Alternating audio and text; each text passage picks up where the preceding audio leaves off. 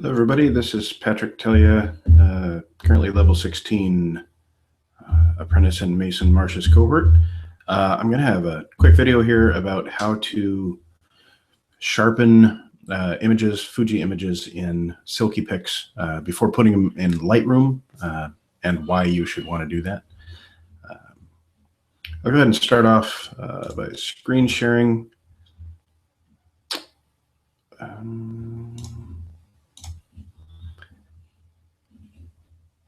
The main reason why you're going to want to use the software, the raw file converter software that came with your Fuji camera, is that when you try to sharpen images in Lightroom, often you're going to get some bad results.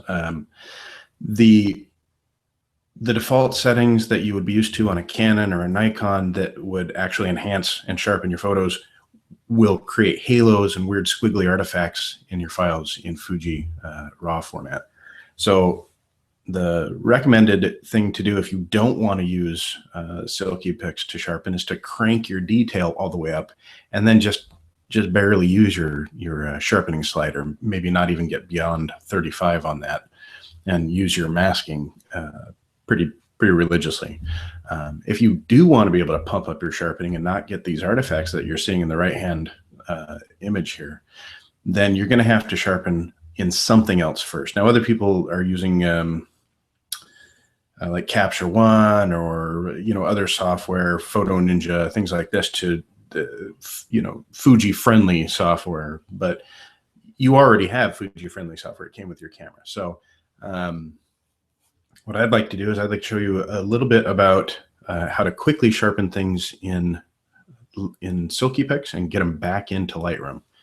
So first, I did want to show you when applying the exact same sharpening to a photo that's been sharpened in Silkypix first and not been sharpened in Silkypix, these are the results. The one on the left has been sharpened in Silkypix to the natural setting.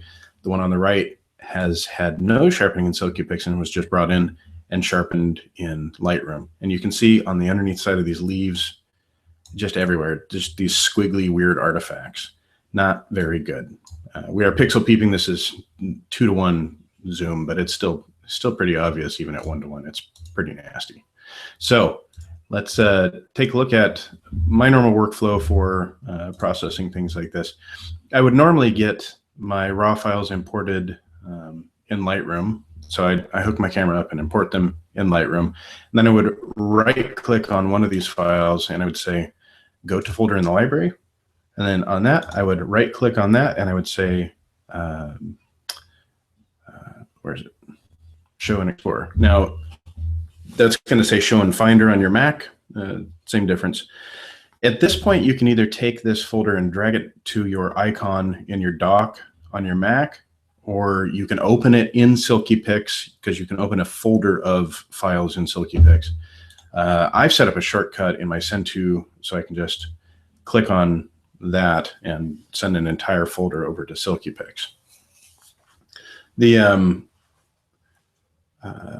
next step is pretty easy. If you know you want to do the same thing to all the photos, you can set them all here with Control A or Command A on Mac, and just select all the photos, and then using the little side arrow here,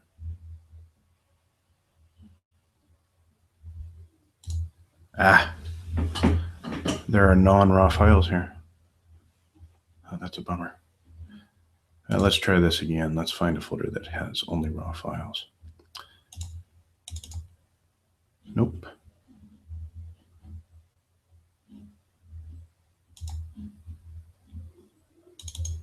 Okay, well, I already converted most of these today, unfortunately. Here, well, we'll try this again. We'll send this to Silkypix. Obviously, I've already worked on this. But the point is that you can use the little side arrow over here. That's interesting. Oh, you have to send the entire folder, or you only get the one picture. Okay. The point is that you need to use a little side arrow on your folder of raw images to select the one setting or multiple settings that you want to change. And then you select the batch process and you process all the files. This has obviously already been processed. And you can see on my side over here any of the settings that I've set here to all of the files. Now I'm going to select all of these, uncheck them, and we're going to wait a second while that processes. And then I'm going to select a sharpness. Now, you have varying degrees of sharpness. You will get just as bad of artifacts out of emphatic sharp as you will out of Lightroom. So I tend to not go much past natural. The faint sharp for noisy scenes actually works really well, but it still leaves it a little soft. So I'm going to choose natural for all these pictures. And if that's the only thing I want to change, which often it is, then what I'll do is I'll hit the batch upload, and then I will click on batch development for the selected scenes. Now that part takes a while. If you have 100 photos, it's going to take about 10 minutes to process all those photos on, an average machine. If you have a pretty fast new Mac, it's going to take just a minute or two. Once you're done with that, and let's unselect all of these and just select a couple. Once you're done with that, I'll go ahead and batch process these. You will tell it to go ahead and put them back in the same folder. This is important because what you're going to want to do is you're going to want to open up that same folder in Lightroom and tell it to synchronize the folder so that you don't have to go through a whole new import process. It kind of just does an automatic import process that way. On my super speedy tablet here, we're seeing how fast these images process. You can see that I'm getting an underline 1 TIFF. It's not overriding current files. It's just creating a whole nother set of files, even though I already have these in that directory. As soon as this completes, we'll close this and open up Lightroom.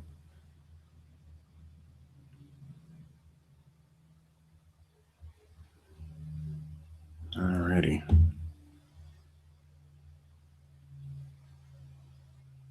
And that's all done. Now we can go back to Lightroom, and we are on the 16th. And what I'm going to say is I'm going to synchronize the folder. Now Lightroom shows me that I have 4 new files. That's good.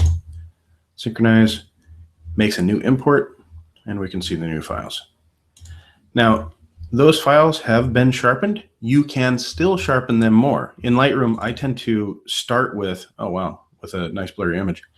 In Lightroom, I tend to start with the Silkypix sharpened version, and then I continue to sharpen a little bit more to taste. Sometimes it's just not sharp enough. But from here, you can actually crank up the sharpening quite a bit and get decent results without strange artifacts in your files. So that's it. My next video is probably going to have quite a bit more about general workflow and how to get things done a little bit more quickly in Silkypix and getting those changes back into Lightroom. Thank you for watching.